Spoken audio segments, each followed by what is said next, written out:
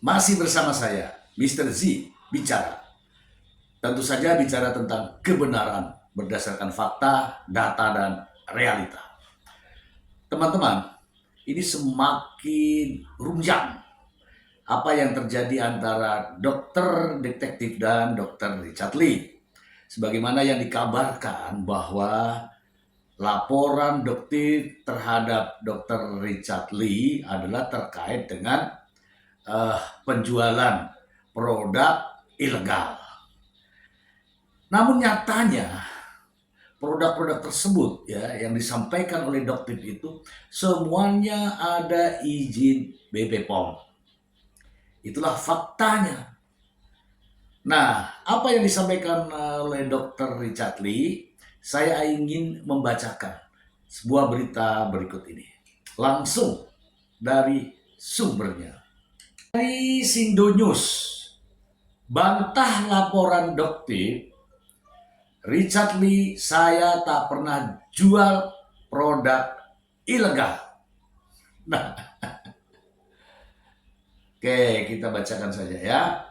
Jakarta, Richard Lee membantah tegas laporan yang dilayangkan oleh Samira Farahnas alias dokter detektif terkait dugaan pelanggaran perlindungan hak konsumen. Perlindungan konsumen ya.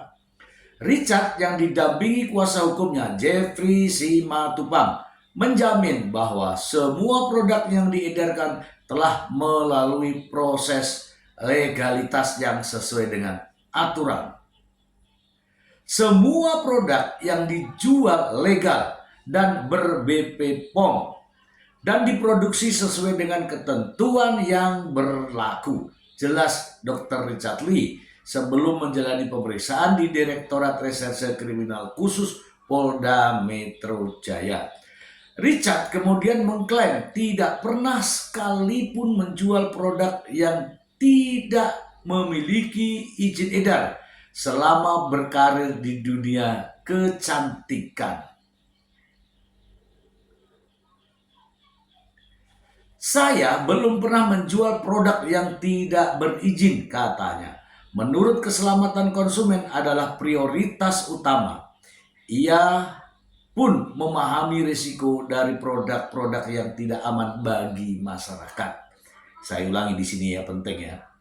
Menurutnya, keselamatan konsumen adalah prioritas utama.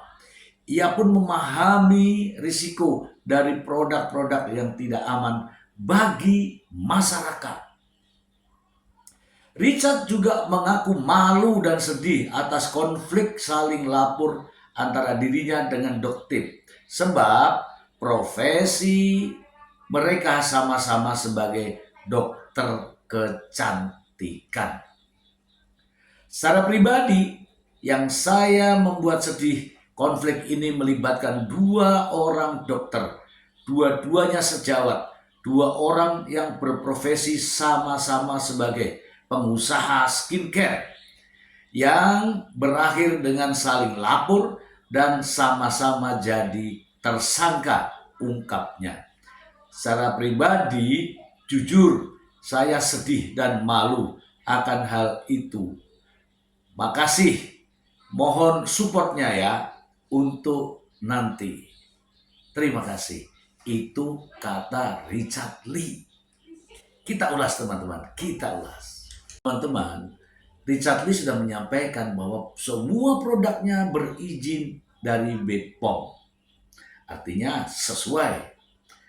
Kemudian kalau dokter siapa namanya itu, dokter detektif mengatakan bahwa produk ilegal, ya silahkan dicocokkan. Yang berhak ini adalah badan BP POM ya, Balai Perlindungan Obat dan Balai Pengawasan Obat dan Makanan, BPOM. Lantas kewenangan dari polisi. Nah, itulah yang patut dipertanyakan. Ketika ada laporan berkaitan dengan konsumen, tentu saja ya antara konsumen dan pengusaha. Bukan pengusaha dengan pengusaha. Kalau pengusaha dengan pengusaha namanya apa? Yaitu namanya persaingan bisnis. Lihat aja objeknya ini adalah pengusaha. Subjeknya adalah apa namanya itu, produk ilegal. Kalau pengusaha dengan pengusaha, persaingan bisnis. Oke, langsung saja ya dari sumbernya. GPNN.com. Wah, ini dari GPNN nih. Bantah rumor uang damai dengan doktif. Richard Lee, saya tidak pernah. Ini judulnya menarik ya. Kita bacakan saja untuk Anda. GPNN.com, Jakarta. Dr. Richard Lee menyampaikan pernyataan setelah diperiksa sebagai tersangka kasus pelanggaran perlindungan konsumen terkait produk dan treatment kecantikan. Melalui akun miliknya di Instagram, ia mengaku sudah mulai beraktivitas dan memperbanyak menjalani refleksi dan evaluasi diri sendiri. Alhamdulillah saya sudah kembali beraktivitas dan mulai bekerja seperti biasa. Waktu ini saya gunakan untuk banyak refleksi dan evaluasi, ujarnya. Banyak hal yang ingin saya benahi agar ke depan bisa bekerja lebih baik dan lebih bertanggung jawab, imbuhnya. Menurut Dr. Richard Lee, aktivitas klinik miliknya segera kembali berjalan normal. Ia mengucapkan terima kasih kepada para pasien dan pelanggan yang masih percaya kepada dirinya. Mulai minggu ini, seluruh aktivitas klinik dan pengembangan produk akan berjalan normal kembali bersama tim yang selama ini tengah berjuang bersama-sama. Selain itu, Dr. Richard Lee juga menyampaikan klarifikasi terkait rumor upaya perdamaian di luar proses hukum atau uang damai. Uang damai ya. Dengan tegas ia membantah terkait isu yang beredar setelah diduga sampaikan oleh seterunya dokter detektif. Ini ada kabar berita tentang uang damai itu kan, yang rame itu. Meluruskan beberapa informasi yang tidak tepat. Saya tidak pernah menawarkan atau meminta perdamaian dalam bentuk apapun. Dalam aktivitas profesional saya, keselamatan dan kepatuhan selalu menjadi prioritas. Untuk hal-hal lain, saya memilih menghormati proses yang sedang berjalan. Diketahui, Dr. Richard Lee terseret kasus dugaan pelanggaran perlindungan konsumen terkait produk dan treatment kecantikan sesuai yang dilaporkan oleh dokter detektif di Polda Metro Jaya.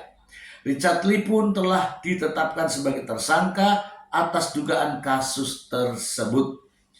Pada Kamis 19 Februari lalu, ia menjalani pemeriksaan sebagai tersangka dan dicecar 35 pertanyaan oleh penyidik. Meski tidak ditahan, Richard Lee harus menjalani wajib lapor. Oke teman-teman, saya akan ulas bersama teman-teman semua. Nah teman-teman, Dr. Richard Lee ini dilaporkan oleh dokter detektif. Kaitannya dengan produk. Nah, produk itu katanya ya produk kecantikan ilegal.